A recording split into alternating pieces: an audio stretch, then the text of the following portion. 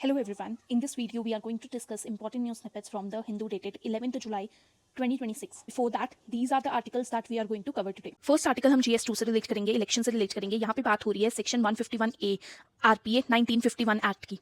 इसके तहत क्या होता है? इसके तहत होता है by elections to fill any vacancies. अब ये जो वैकेंसी है कहाँ से अराइज हो रही है? Through section 147, 149 and 150. और कितने टाइम में होना चाहिए? With in a period of 6 months. लेकिन अगर ये दो कंडीशंस हो जाती हैं तो जरूरी नहीं है इलेक्शंस करवाना. पहली कंडीशन है रिमाइंडर ऑफ द टर्म. अगर लेस देन 1 year है तो आपको इलेक्शन कराना जरूरी नहीं है, क्योंकि यहाँ पे तो नॉर्मल इलेक्शंस हो जाएंगे 1 year के बाद. और सेकंड बात कर रहे हैं, इलेक्शन कमीशन को अगर लगता है in consultation with central government की पर्टिकुलर सीट के ऊपर इलेक्शंस नहीं कंडक्ट करा सकते, कुछ डिफिकल्टीज आ रही हैं, तब भी जो बाई इलेक्शंस है वो होल्ड हो जाएंगे उस पीरियड के लिए. ये दो एक्सेप्शंस हमने देख ली. लेकिन न्यूज़ क्या है? न्यूज़ है कि तमिलनाडु में बाई इलेक्शंस होने थे, लेकिन उसके ऊपर हाई कोर्ट ने हॉल्ट लगा दिया है.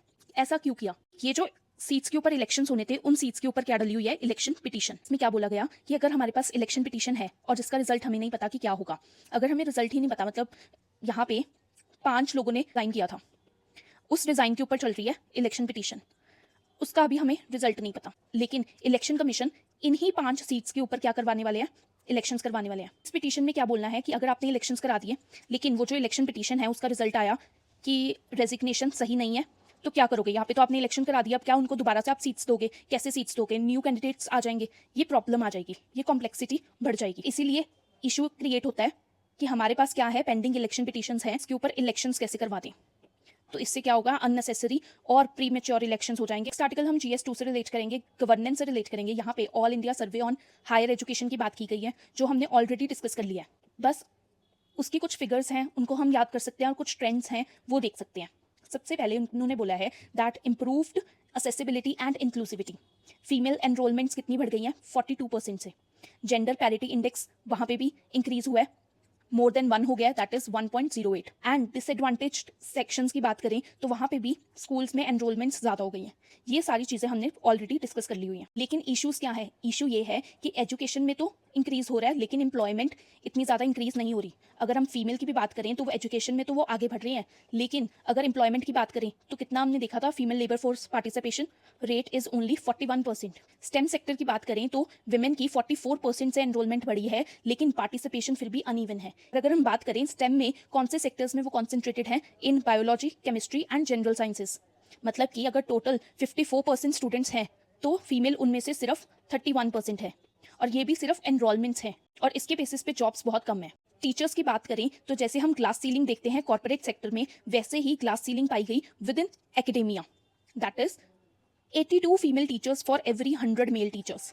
ये हम याद रख सकते हैं. क्वालिटी की बात करें तो हमारे पास देखा गया कि rapid growth of private colleges, low tyre institution, इसकी वजह से क्वालिटी ऑफ एजुकेशन भी कम होगी. Female labour force participation rate हमने देख लिया था.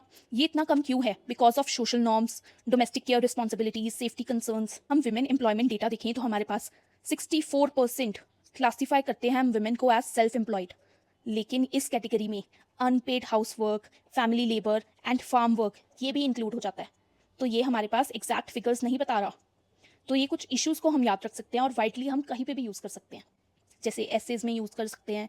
फिर हमारे पास कोई भी सोसाइटी से क्वेश्चन आ जाता है, विमेन के ऊपर क्वेश्चन आ जाता है, एजुकेशन के ऊपर आ जाता है, हायर एजुकेशन के ऊपर आ जाता है. नेक्स्ट आर्टिकल हम GS3 से रिलेट करेंगे, इकोनॉमी से रिलेट करेंगे. यहाँ पे बात हो रही है फाइनेंशियल हेल्थ की. देखो, फाइनेंशियल इंक्लूजन क्या होता है? बैंक अकाउंट्स खोलना, वहाँ पे पैसे हमने डिपॉजिट करने, ठीक है. फाइनेंशियल मतलब कि मनी से रिलेटेड. लेकिन अगर हम फाइनेंशियल हेल्थ की बात करें तो ये और चीज़ें भी इंक्लूड करता है, जैसे कि financial literacy, managing daily expenses, कैसे हम सेविंग्स लेकर आ रहे हैं, इन्वेस्टमेंट कर रहे हैं, फाइनेंशियल शॉक्स को कैसे हम हैंडल कर रहे हैं, and access to credit, insurance, long term planning क्या है. ये सारी चीज़ें जब हम इंक्लूड करते हैं तो उसको हम बोलते हैं फाइनेंशियल हेल्थ. अगर हम इंडिया की बात करें तो World Bank global Findex report के अकॉर्डिंग हमारे यहाँ पे अकाउंट ओनरशिप इंक्रीज हुई है from 56% to 89%. Financial health matter क्यों करती है? अभी हमने देखा कितने सारे कंपोनेंट्स आ जाते हैं, तो ये कंपोनेंट्स हेल्प करेंगे एमरजेंसीज के दौरान, रिटायरमेंट सिक्योरिटी, इन्वेस्टमेंट बिहेवियर बताएंगे, better savings, reduce dependence on informal borrowings. अगर हमारे पास गुड फाइनेंशियल हेल्थ होगी, इन्हांस करेंगे प्रोडक्टिविटी, रिड्यूस करेंगे फाइनेंशियल स्ट्रेस को, लॉन्ग टर्म प्रॉस्पेरिटी भी काम आएंगी। यहाँ पे प्रायोरिटी एक्शंस बताए हैं कि कैसे हम फाइनेंशियल हेल्थ को इंप्रूव कर सकते हैं। सबसे पहले जैसे हम जनधन योजना लेकर आए थे, वैसे हमारी अब ज़रूरत है जनधन 2.0 की। इसमें हमें क्या करना चाहिए, हमें मूव करना चाहिए from basic banking accounts to comprehensive household financial resilience platforms. इसका क्या मतलब, इसका मतलब ये है कि हमें इंटीग्रेट करना चाहिए एक ही अकाउंट के साथ अटल पेंशन योजना, डायरेक्ट बेनिफिट स्कीम्स, पीएम किसान, मनरेगा, ये सारी पेमेंट्स हमारी बैंक से लिंक होनी चाहिए। इससे क्या होगा, इससे टारगेटेड डिलीवरी बढ़ेगी, क्योंकि अगर आपके पास बैंक अकाउंट है तो यहाँ से हम आइडेंटिफाई कर सकते हैं कौन कौन बेनिफिशियरी हो सकता है, और डायरेक्टली हम उनको ये स्कीम की जो बेनिफिट्स हैं वो प्रोवाइड कर सकते हैं। सिंगल अकाउंट होगा तो इससे women, informal workers, migrants, gig workers, इन सबको बेनिफिट पहुंचेगा। लीवरेज करना चाहिए डिजिटल पब्लिक इंफ्रास्ट्रक्चर को, ऑलरेडी इंडिया का बेस्ट है तो हमें ये इसको लीवरेज करना चाहिए, जैसे कि यूपीआई, डिजी लॉकर। स्ट्रेंथन करना चाहिए डेटा ड्रिवन पॉलिसी मेकिंग, मतलब कि हमें अलग अलग सर्विस जो भी हम कराते हैं ये ना हो कि वो हम सिर्फ रिकॉर्ड्स में लिखे रह जाएं, हमें उनको यूज़ करना है। जैसे हाउस होल्ड सर्विस कराते हैं, उनका डेटा यूज़ करो in order to improve financial health.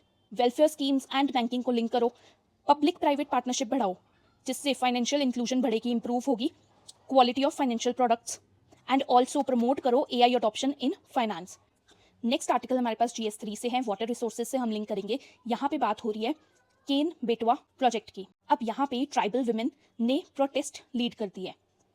सबसे पहले अगर देखें तो केन बेटवा लिंक प्रोजेक्ट है क्या, ये कौन सी रिवर्स को करेगा, as the name says Ken river and Betwa river in Uttar Pradesh. अगर हम मैप में देखें, आप ये देखो, ये रिवर कौन सी जा रही है, ये बेटवा रिवर जा रही है, और यहाँ पे ये रिवर कौन सी जा रही है, ये जा रही है हमारे पास केन रिवर। अब यहाँ पे ये जो रीजन है, ये कौन सा रीजन है, जिसमें झांसी, छतरपुर, ये सारे रीजन को हम क्या कहते हैं, बुंदेलखंड रीजन। क्यों कर रहे हैं, क्योंकि जो बुंदेलखंड रीजन है यहाँ पे ड्रॉट प्रॉन एरिया है। हम इन दोनों को अगर लिंक कर देंगे तो बहुत ज़्यादा बेनिफिट होगा। किसको पहुंचेगा, फार्मर्स को, फ्यूचर जनरेशन को, वाटर सिक्योरिटी इंक्रीज हो जाएगी। लेकिन साथ ही साथ हमारे पास प्रॉब्लम्स आ जाएंगी। हमें पता है MP में काफ़ी सारे ट्राइबल एरियाज हैं, वहाँ पे इम्पैक्ट पड़ेगा। पन्ना टाइगर रिजर्व है, क्योंकि यहाँ पे डैम बनेगा तो यहाँ पे इम्पैक्ट पड़ेगा। स्टेट को इम्पैक्ट पड़ेगा, अगर ट्राइबल्स को इम्पैक्ट पड़ेगा तो स्टेट पे इम्पैक्ट पड़ेगा through law and order issues.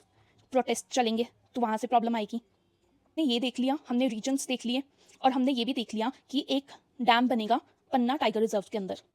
और ये जो हमारे पास लिंक प्रोजेक्ट है ये किसके अंडर आता है, national perspective plan for river interlinking. Very important, यहाँ पे हम इंडिया में 30 से ज़्यादा रिवर्स को इंटरलिंक करने की बात कर रहे हैं। इश्यूज क्या आएंगे, ट्राइबल एंड लोकल कम्युनिटीज़ का आपने देख लिया। यहाँ पे loss of forest rights, very important. Exclusion of some families, तो उनको बेनिफिट कैसे मिलेगा अगर हम रिहेबिलिटेशन प्रोवाइड कर भी रहे हैं तो। प्रोटेस्टर्स क्या डिमांड कर रहे हैं कि उनको जो कंपनसेशन मिलनी है वो एटलीस्ट डबल हो जाए, फ्रॉम 12 लाख टू 25 लाख। आता है issue of development versus sustainability का। यहाँ पे पन्ना नेशनल पार्क में हम अगर डैम बनाने की बात कर रहे हैं तो इससे बेनिफिट तो होगा, लेकिन सस्टेनेबिलिटी इशू भी आएगा। यहाँ पे वाइल्ड लाइफ जो है वो भी इम्पैक्ट होगी, ठीक है। और नेक्स्ट हमारे पास बात आती है कि अप्रूवल कहाँ से मिला है, standing committee of national board for wild life, इन्होंने अप्रूवल दिया है। तो इसके ऊपर भी क्वेश्चन उठता है कि इन्होंने किस बेसिस के ऊपर अप्रूवल दिया है, क्योंकि इन्होंने बोला है कि ये नेसेसरी है, लेकिन अगर देखें तो ये इतना ज़्यादा नेसेसरी है ही नहीं under wild life act 1972। Next article हमारे पास GS3 से आता है, टेररिज्म से आएगा। यहाँ पे हम देखेंगे कि टेररिज्म जो है वो गायब नहीं हो रहा। जैसे कि ग्लोबल स्टैटिस्टिक्स अगर हम देखें तो उसके अकॉर्डिंग पाया जाता है कि टेररिज्म ग्लोबली थोड़ा रिड्यूस हो रहा है, लेकिन इस आर्टिकल में बोला गया कि टेररिज्म रिड्यूस नहीं हो रहा, लेकिन वो क्या हो रहा है, रीऑर्गेनाइज हो रहा है। टेररिज्म फ्लरिश कहाँ पे करता है, इस आर्टिकल में बताया कि टेररिज्म फ्लरिश वहाँ करता है जहाँ पे स्टेट इंस्टीट्यूशंस वीकन हो, गवर्नेंस लैप्सेस हो, सिक्योरिटी कैपेसिटी डिक्लाइन हो, या पब्लिक ट्रस्ट इरोड होता हो। चेंजिंग नेचर ऑफ टेररिज्म अगर देखें तो from large coordinated attacks to decentralised low cost lone wolf attacks पर जा रहा है। ये बहुत इंपॉर्टेंट है। हम इसके ऊपर अगर कोई क्वेश्चन आएगा मेंस के ऊपर कि what is the changing nature of terrorism, तो हमें थोड़ा सा पता होना चाहिए। ये हमने देख लिया कि लार्ज से डिसेंट्रलाइज्ड हो रहा है, फिर फिजिकल रिक्रूटमेंट से डिजिटल रेडिकलाइजेशन हो रहा है, ठीक है। एंड ट्रांसनेशनल ऑर्गेनाइजेशंस जो है वो छोटी छोटी ग्रुप्स में डिवाइड हो रही है, स्मॉलर सेल्स बन रहे हैं। जैसे कि एग्जांपल के तौर पर देखें तो तारीख तालिबान पाकिस्तान, ये कौन सी है, अफगानिस्तान में ही काम करती है अगेंस्ट पाकिस्तान। और अगर हम बात करें ग्लोबली तो जियोग्राफिक कॉन्सेंट्रेशन देखी गई टेररिज्म की, nearly 70% of global terrorism related deaths जो हो रही हैं वो Pakistan, Burkina Faso, Nigeria, niger, Congo जैसी स्टेट्स में हो रही है। पैटर्न देखें तो ज़्यादा फ्रेजाइल स्टेट्स हैं, मतलब आपने भी देखा होगा कि पाकिस्तान कितनी इकोनॉमिकली फ्रेजाइल स्टेट है और वहाँ पे ही क्या पॉन्डर कर रहा है, टेररिज्म।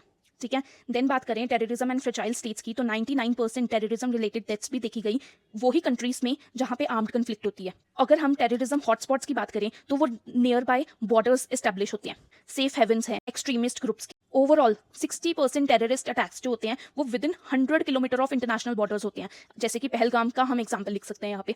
और डिजिटल रेडिकलाइजेशन होती है, इसको हम याद रख सकते हैं चेंजिंग फॉर्म ऑफ टेररिज्म में। अब हमें शिफ्ट क्या करना है, हमें शिफ्ट करना है फ्रॉम रिएक्शन टू प्रिवेंशन।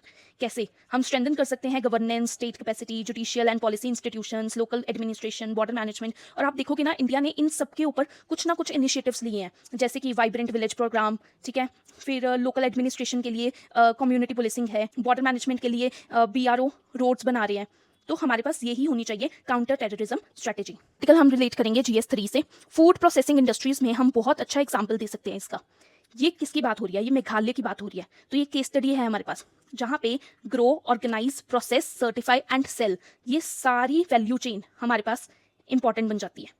यही हम देखते हैं और इसका एग्जाम्पल हम कहाँ देंगे, हम फूड प्रोसेसिंग इंडस्ट्रीज में दे देंगे।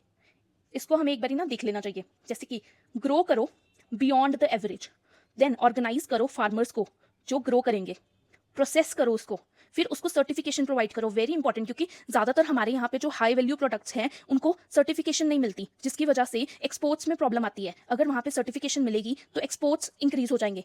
एंड सेल करो from the hills to global shelves. Next article हमारे पास GS3 से हम रिलेट करेंगे, इंटरनल सिक्योरिटी से करेंगे। ये छोटे छोटे एग्जांपल्स हैं जिनको हम देख सकते हैं, जैसे कि ऑपरेशन तूफान, ये कहाँ का है, केरला का है। लेकिन अब Kerala 4 other south Indian states के साथ मिलकर क्या करेगा, फाइट करेगा अगेंस्ट ड्रग ट्रैफिकिंग। ये हम लिख सकते हैं एग्जाम्पल। देन हमारे पास GS3 से आता है हरित संकल्प पोर्टल। अब ये क्या करेगा, ये डेवलप किया है हमने फूड एंड एग्रीकल्चरल ऑर्गेनाइजेशन के साथ। यहाँ पे QR based traceability of seeds, very important, seed quality को मेंटेन करने के लिए। इसका एग्जांपल हम लिख सकते हैं एग्रीकल्चर में, जहाँ पे हम सीड्स की बात करते हैं।